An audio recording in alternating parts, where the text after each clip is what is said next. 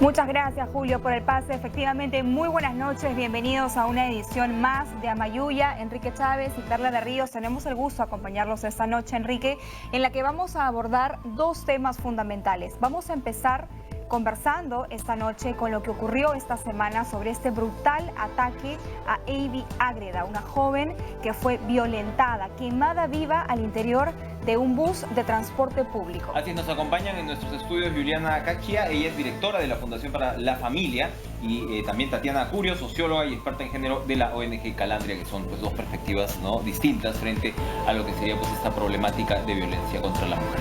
Vamos a comenzar entonces con Juliana, Juliana, estaba yo leyendo un poco sobre lo que había arrojado el resultado de los exámenes psicológicos que se le habían realizado al agresor de Avi, ¿no? Y lo que arroja es que este tipo no tiene ni rasgos psicopáticos ni trastornos. O sea, estamos hablando aparentemente, según lo que nos dice la gente de psicología forense, de una persona completamente normal. Y claro, nos equivocamos cuando los llamamos monstruos o cuando los llamamos enfermos mentales, y creo que de allí partimos también de un error. No sé qué pensarás tú. Mira, primero, yo creo que tenemos que condenar el hecho que ha pasado. O sea, es terrible, bajo ninguna perspectiva se puede permitir algo así, ¿no? Y sobre lo que tú comentas, más allá de cómo lo categorizamos a nivel psicológico, las personas no solamente actúan mal porque puedan tener un trastorno psicológico o no, sino también por educación, por tipo de vida, por vicios, por no practicar ciertas virtudes o por cierta vivencia en la familia. Habría que conocer exactamente cuál ha sido el ámbito de vida de este señor para entender por qué actúa así, ¿no es así? Pero yo lo que sí creo que es un acto condenable, pero tampoco podemos generalizar y decir que así actúan todos. Sí creo que es un acto aislado, ¿no?, que no niega que existan otros actos de violencia contra las mujeres, pero esto no nos debe hacer suponer que es un modo de operar mayoritario. Porque yo no creo, sinceramente, que una persona, un hombre, que su mamá no lo obligó a lavar los platos, va a quemar a alguien. O sea, definitivamente hay algo detrás de esto muy grave que no se aplica a todos los casos. Es una explicación convincente esa, Tatiana, el hecho de como dice Juliana, de no creer, mejor dicho, que esto es una suerte de acto aislado. ¿Qué opina de eso? Bueno, primero agradecerle la oportunidad, yo también expreso mi solidaridad con las víctimas y familiares, ¿no? Todos condenamos efectivamente este hecho. Yo considero que no es un acto aislado, o sea, porque en realidad la violencia hacia las mujeres y niñas es una problemática generalizada en el país. No por nada hemos tenido más de 90.000 casos el año pasado, y este año, en el primer trimestre, de enero a marzo, los intentos de feminicidio y feminicidios se han incrementado. Entonces, estas estadísticas, digamos, dan cuenta, ¿no?, de que esta es una problemática que tiene causas estructurales importantes, que entre ellas, a nuestro modo de ver, también está detrás una cultura machista. La Defensoría. Sí, la Defensoría del Pueblo, en la línea de lo que estás comentando, decía que en el mismo periodo de tiempo, respecto del año pasado, en los 3 primeros meses, el intento de feminicidio se ha incrementado en 55% y el feminicidio en 10%. O sea, algo está pasando. ¿Pero de dónde son esas cifras, Perla? Porque yo tengo acá las cifras del Comité Estadístico Interinstitucional de la Criminalidad, que trabaja con los datos del INEI, del Poder Judicial, del Ministerio Público, del Ministerio del Interior, del Ministerio de Justicia y Derechos Humanos, la Policía Nacional del Perú, el Instituto Nacional Penitenciario, y en el 2016, en cuanto a lo que son homicidios violentos, evidentemente, el 80% han sido hombres y solo el 4.4% del total han sido mujeres. Acá yo tengo también el total de víctimas en el año 2016 de feminicidio fue de 106 mujeres. Y es un dato de este Comité Estadístico Interinstitucional. Los datos que te estoy dando son datos que ha hecho público la Defensoría del Pueblo. Bueno, de feminicidios o de ataques de violencia. Acabo de hacer... Acá el hombre muere 85%, 80%, lo que para mí denota que tenemos un problema de violencia. Claro, en general. No de violencia contra la mujer específicamente. No, de violencia. Y el problema está en que lo enfoquemos solo como violencia contra la mujer, porque todos los recursos que usamos es simplemente para ese aspecto y nos estamos olvidando del otro 80% de víctimas que también tienen que ser visibilizadas. O sea, si tú tienes un padre, un hermano, un hijo, también te tiene que importar. Yo no quiero negar que exista también mujeres, pero si estamos hablando de un 80%, no necesariamente es una cultura que solo quiere matar a la mujer. La réplica.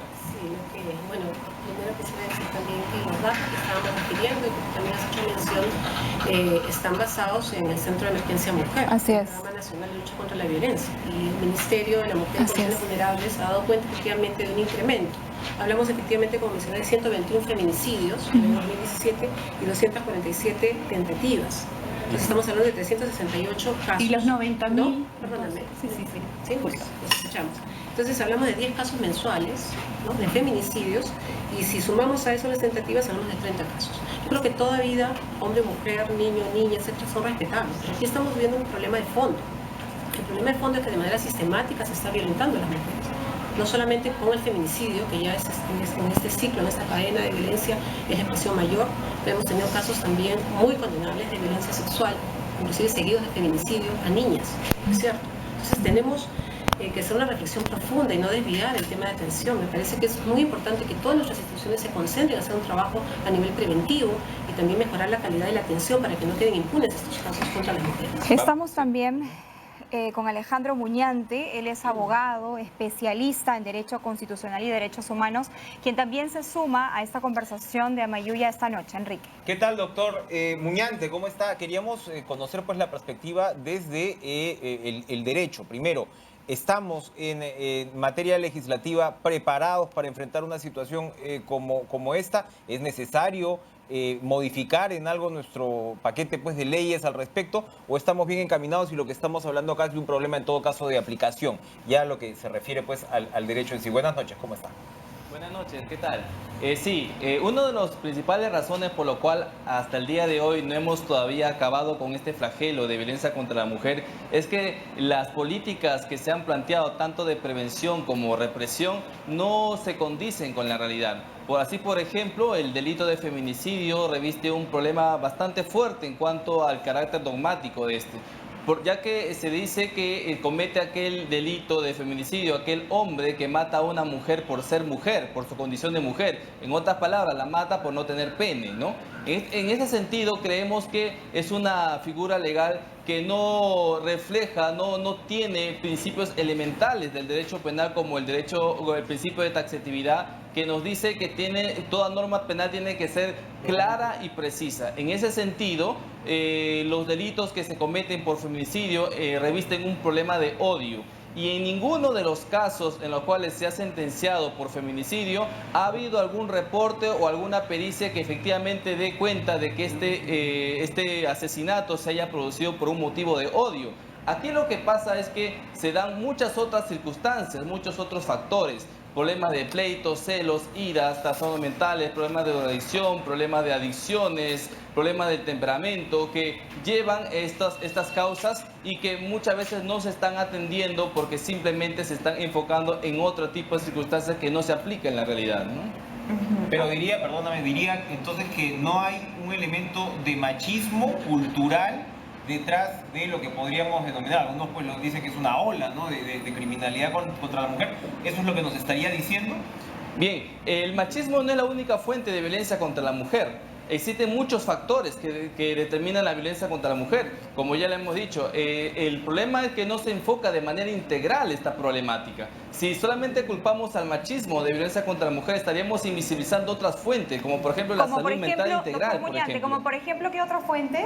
La salud mental integral, por ejemplo, no tenemos una política de salud mental integral, no tenemos una política, por ejemplo, que desarrolle un enfoque de familia que complemente el desarrollo de la crisis familiar, que Perdón, pero solucione este esta tipo de semana, soluciones. doctor, hubo un pronunciamiento, me parece, del Colegio de Psiquiatras o del Colegio de Médicos, ¿no? Diciendo que no se debe relacionar el tema de un ataque contra una mujer, que este agresor tenga necesariamente una enfermedad mental, porque estamos hablando de personas que perfectamente se dan cuenta de lo que está bien, de lo que está mal. Por tanto, son delincuentes o presuntos delincuentes o agresores como tales. Claro, lo que sucede es que el comunicado tampoco deslinda completamente que existan personas que violenten a mujeres por un problema de salud mental. Efectivamente, existen, ningún médico podría descartar totalmente ello.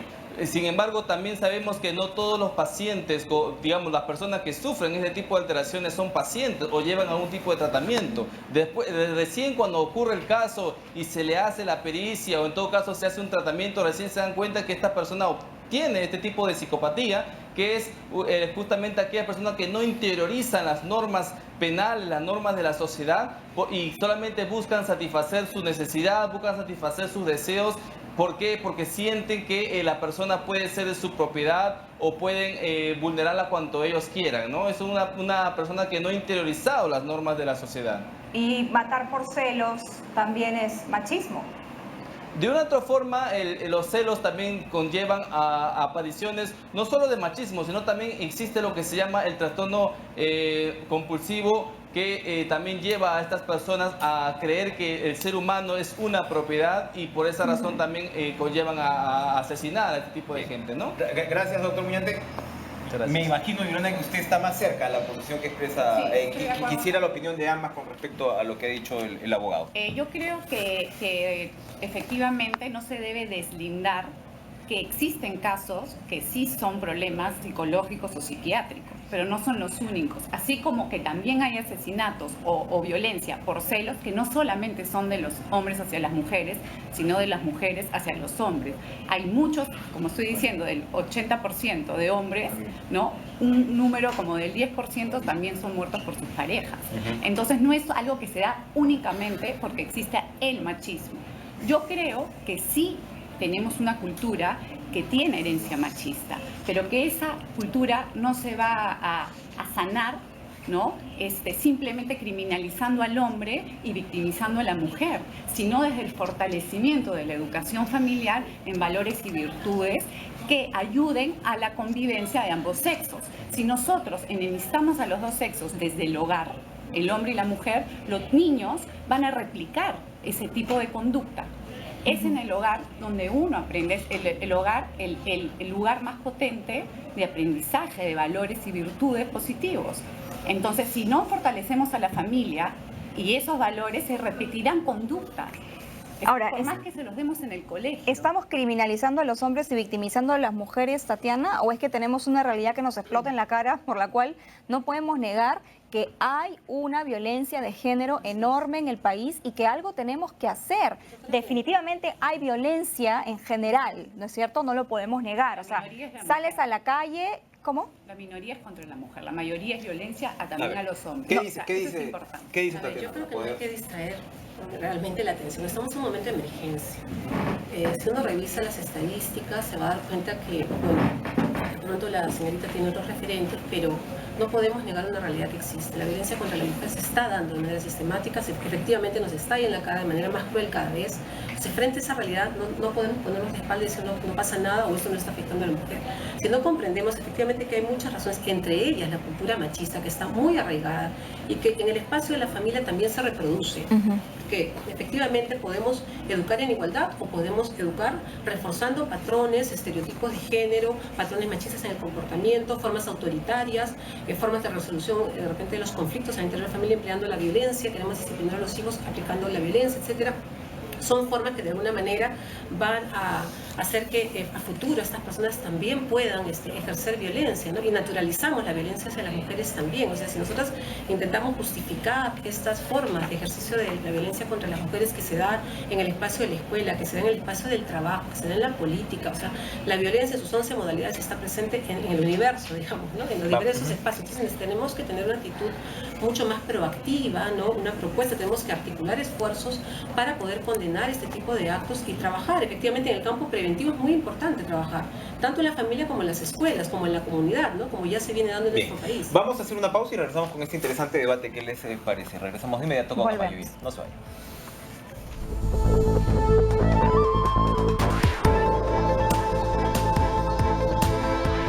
Estamos con las especialistas Tatiana Acurio, socióloga, experta en género de la ONG Calandria, y Juliana Caccia, directora de la Fundación para la Familia, conversando pues sobre este caso que tanta atención ha concitado esta semana. Para terminar, Juliana, evidentemente en la diferencia de enfoque en este debate, la posición que usted representa considera que la perspectiva de género, ¿no?, en temas como este, en realidad socava y subvierte los valores familiares, en resumen, ¿verdad? Sí. Y esto tiene que ver con la educación, tiene que ver con todo.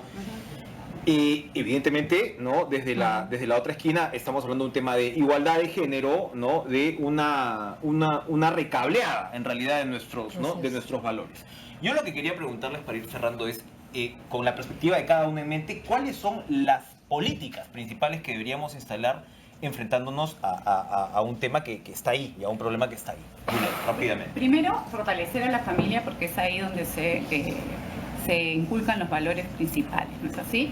Segundo, políticas de seguridad. Yo creo que el presupuesto debe ir, sobre todo, a mejorar o a proteger al ciudadano de a pie, porque como les estaba comentando en el intermedio, del 100% de homicidios, no solamente el 5.8% es dado por una relación sentimental. Eso quiere decir que tenemos casi un 95% de homicidios que se dan en el ámbito público y no por razones de género, por llamarlo de una manera, ¿no? Y finalmente, que en los hogares uno comience pues detrás de toda política debe haber una antropología, y si nosotros no marcamos que toda vida humana es digna de ser vivida, no importa el sexo, no importa la edad, entonces si nosotros no enseñamos eso, vamos a comenzar a relativizar la vida humana. Entonces, desde el hogar nosotros tenemos que respetar desde el niño en el vientre materno hasta el ancianito, porque de esa manera decimos, no importa, todas las vidas valen, y no tú por ser mujer, no tú por ser hombre vales más o menos, ¿no? Eso es lo que yo creo que debemos. Bueno, yo considero que actualmente tenemos un avance normativo importante en materia de derechos humanos de las mujeres. Tenemos un plan nacional precisamente que aborda la problemática de violencia de género que está vigente y que enfatiza también el campo de la prevención. A mi modo de ver, tenemos que fortalecer todas las políticas también de prevención de la violencia, ¿no?, de género, que se trabaje a nivel de las familias, las comunidades y también las escuelas. Es muy importante que el enfoque de género tenga una vigencia y se profundice también en las escuelas, precisamente para que las niñas se empoderen, para que haya una igualdad de trato, una igualdad de derechos, un respeto mutuo, una convivencia solidaria, democrática, tanto en la familia, tanto en la escuela y en la comunidad, en la política, en todos los espacios, ¿no? Debemos tratarnos y respetarnos mutuamente. De esta manera también me parece tenemos un plan de igualdad de género en el país que está vigente, tenemos un conjunto de normas y políticas públicas, no solamente a nivel nacional, sino también en las regiones de nuestro país, en las localidades, donde se ha avanzado bastante, ¿no?, en relación al abordaje de estos temas vinculados a los derechos de las mujeres. Otro aspecto que me parece también importante es el rol que cumplen los medios de comunicación.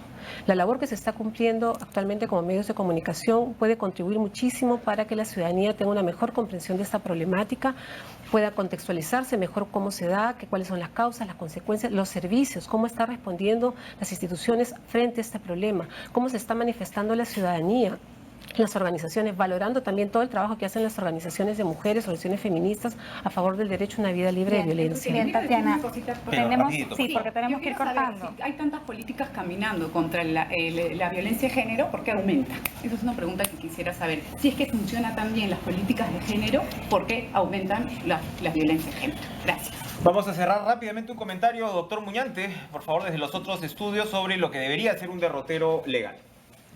Claro, enfocar esta problemática de violencia contra la mujer como un problema solamente de género realmente invisibiliza las otras fuentes de violencia. Necesitamos enfocar proyectos de prevención que tengan como fuente la familia para poder fortalecerla y desarrollarla aún mucho más, atendiendo a que es una obligación del Estado promoverla y protegerla de acuerdo al artículo 4 de la Constitución.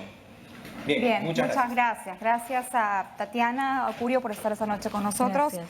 a Juliana también y por supuesto al doctor Muñante. Vamos a hacer una pausa ahora. Inmediatamente después de esa pausa vamos a hablar, Enrique, de otro tema muy importante con la ministra de Desarrollo e Inclusión Social que va a estar esta noche en nuestros La estudios. pobreza urbana ha aumentado. Además, vamos a hablar de la anemia. Así De es. la anemia, ¿no es cierto? Hacemos una pausa y regresamos.